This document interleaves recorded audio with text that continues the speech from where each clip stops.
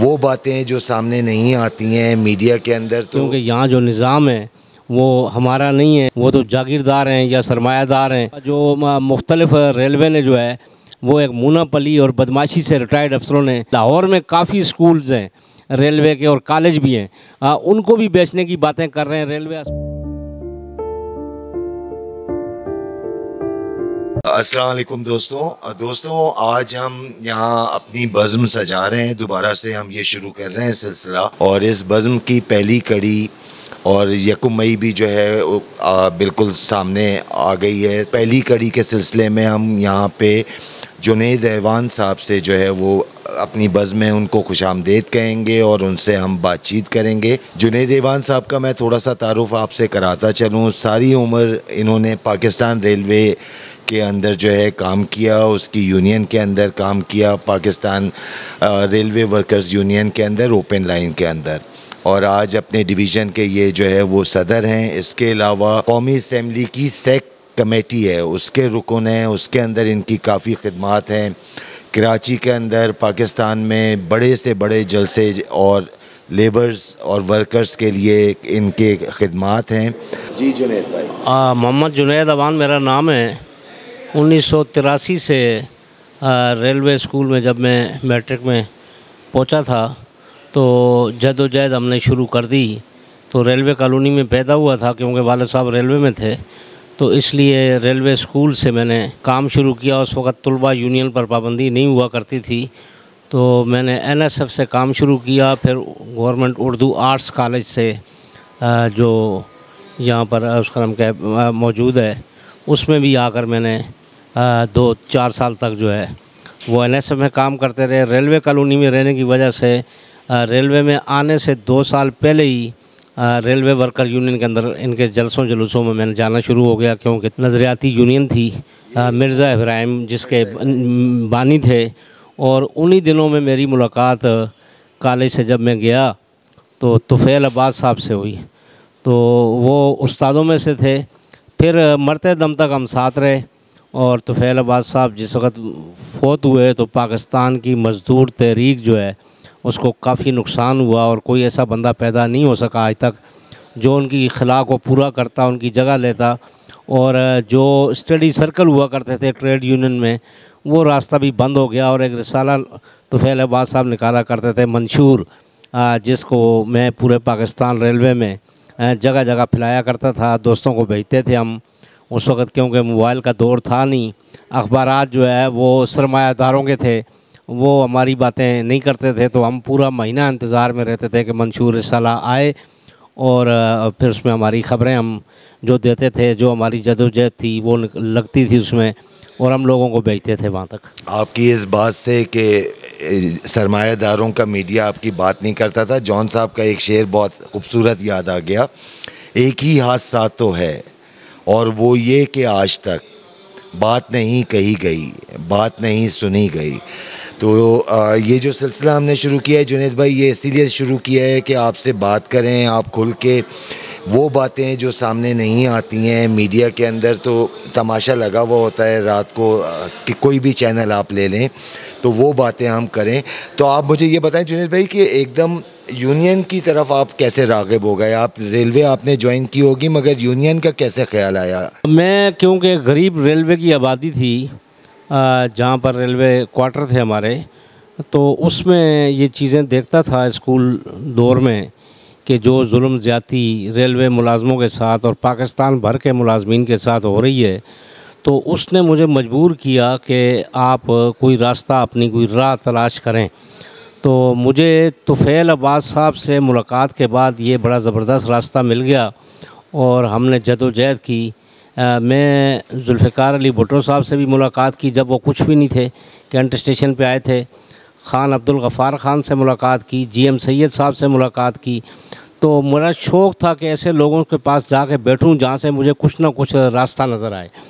तो क्योंकि ये बड़े लीडर थे, इन्होंने उसका नाम क्या है, कोई इतना टाइम तो दिया नहीं, लेकिन तुफ़ैल अब्बास साहब से हमारे नज़दीक भी थे, तारिक रोड पे रहते थे, तो हम चले जाया करते थे। कम से कम संडे को तो ज़रूर हमारा पूरा दिन वहीं गुजरता था, वहीं हम दोपहर का खाना खाते थे। और तुफ़ैल अब्बास साहब ने जो हमें सिखाया है उसी को लेकर आज तक हम चल रहे हैं और जदोजहद कर रहे हैं।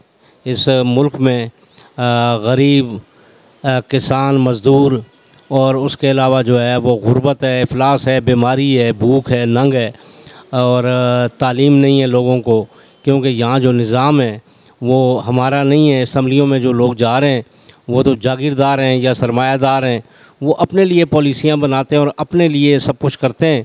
तो अब जाकर हमारे मरकज़ी सरपरस्त आला कादर ख़ान मंदोखैल एक सोशल वर्कर थे, तो केमाड़ी में पहली मुलाकात हुई आज से 27 साल पहले।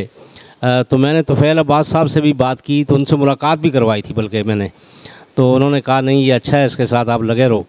तो अब जाकर वो कौमी असम्बली के मेंबर बने और ये स्पेशल कमेटी सेक्ट मुलाजमीन का उनको जो है वो चेयरमैन बनाया, उसके साथ 11 जो है वो कौमी असम्बली के मेंबर भी हैं। तो हम इस वक्त जदोजहद कर रहे हैं और ये बोल सकते हैं कि असम्बली में जब मुझे भी उन्होंने बुलाया और मेंबर वहाँ पर बनाया और मैं साथ बैठता हूँ उनके, तो कादर ख़ान मंदोखैल ने आज तक तकरीबन मेरे अंदाज़े से 10 लाख लोगों को जो है वो मुलाजमीन को रिलीफ़ दी है, जो निकाले हुए थे PIA, रेलवे और इसी तरीके से जो लोग मुख्तलिफ़ महकमों में, सुई गैस है, नेशनल बैंक है, UBL बैंक है, उसके अलावा और कई इदारे हैं, सुई गैस है, उसके अलावा जो है वो सिविल एविएशन है, और ये इदारों के अंदर काफ़ी काम किया। और पाकिस्तान रेलवे में अभी 2 महीने पहले जो लोग ऑन ड्यूटी मर जाते थे उसका एक पैकेज मुशर्रफ साहब के दौर में आया था कि उसके बच्चे को हम 2 साल के लिए मुलाजमत देंगे। उनको पक्का नहीं करते थे, पहले तो हमने सिंध हाई कोर्ट से उनको स्टे दिला के रखा। अब 2 महीने पहले उसी कमेटी के थ्रू मैंने सिर्फ पाकिस्तान रेलवे में 4600 लोग जो है वो कंफर्म करा दिए और बाकी जो है मुलाजम जो डेली वेजेस पे TLA हमारे यहाँ कहलाता है, टेम्परेरी लेबर, वो काम कर रहे हैं, कॉन्ट्रैक्ट पे काम कर रहे हैं। उसके अलावा जो मुख्तलिफ़ रेलवे ने जो है वो एक मुनापली और बदमाशी से रिटायर्ड अफसरों ने मुख्तलिफ़ प्रोजेक्ट्स ले लेते हैं, वो बनाए हुए, उसमें लोग प्रोजेक्टों में काम करते हैं।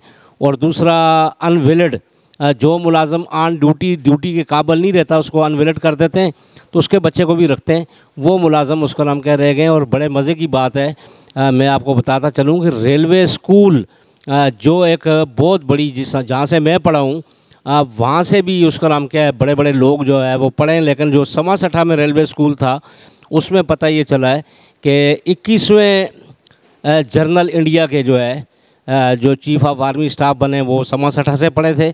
उसके अलावा जो वज़ीर आज़म एक गुज़रे हैं वो भी वहाँ से पढ़े थे और बड़े बड़े लोगों ने वहाँ से समासठा से पढ़ा। बल्कि हमारे इस वक्त जो रेलवे मिनिस्टर हैं साद रफ़ीक, उनके साथ जो उनके एडवाइज़र हैं जो जनरल मैनेजर रिटायर हुए हैं अंजम परवेज़, वो भी समासठा से पढ़े। लेकिन बड़ी बदनसीबी की बात है कि उनको निकाल दिया गया और स्कूलों को बंद करने का काम शुरू किया।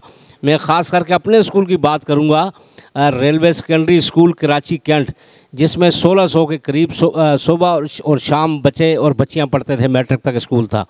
तो उसको भी उठा के इन्होंने सदर पाकिस्तान जो है हमारे आरफ अलवी जो है हल्के से MNA मुंतखब हुए थे, उनको दे दिया।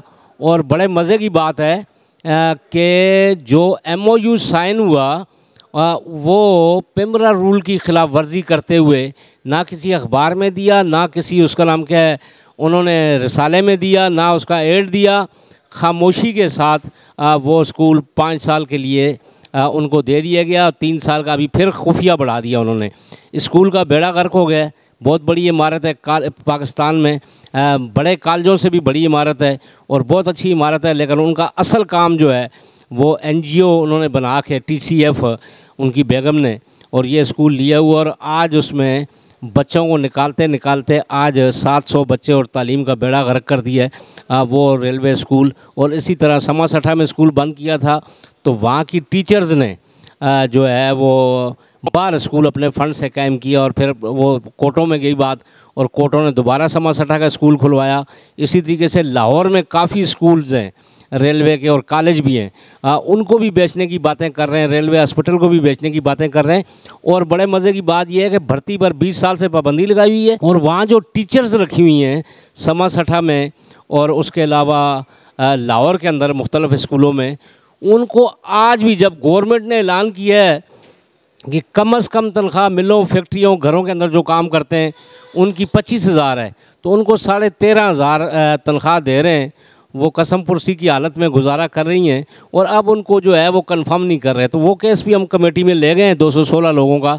इंशाअल्लाह ताला कादर ख़ान मंदोखैल की कमेटी इनको कंफर्म करवाएगी और हम लगे हुए हैं इस जदोजहद में। उसी सिलसिले में 17 तारीख को हमने ये नेशनल बैंक हेड ऑफिस से टावर से एक रैली निकाली जो प्रेस क्लब तक गई और वहाँ जाकर इख्तिताम हुई। और कादर ख़ान मंदोखैल ने और MQM पाकिस्तान की वो मोहतरमा हैं, MNA हैं और उस कमेटी की मेंबर भी हैं, तो उन्होंने तकरीर करके हमारा एहतजाज भी ख़त्म करवाया। कहा कि हम इंशाअल्लाह आप लोगों को पक्का करवाएंगे।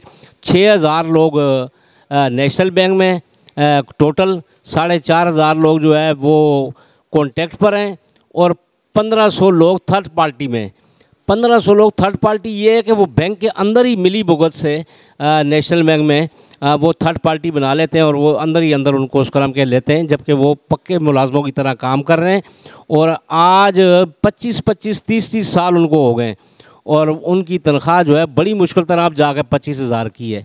तो उनके लिए भी जदोजहद कर रहे हैं। सुई गैस के अंदर जो है 3500 लोग हैं जिनको भेड़ बकरियों की तरह जो है उनसे बुरा सलूक किया जाता है और उनकी भी तनख्वाहें कम हैं, तो उनका केस भी उठाया। और इसी तरीके से PIA और दीगर इदारे हैं, सिविल एविएशन है, उनकी डायरेक्शनें भी आ चुकी हैं।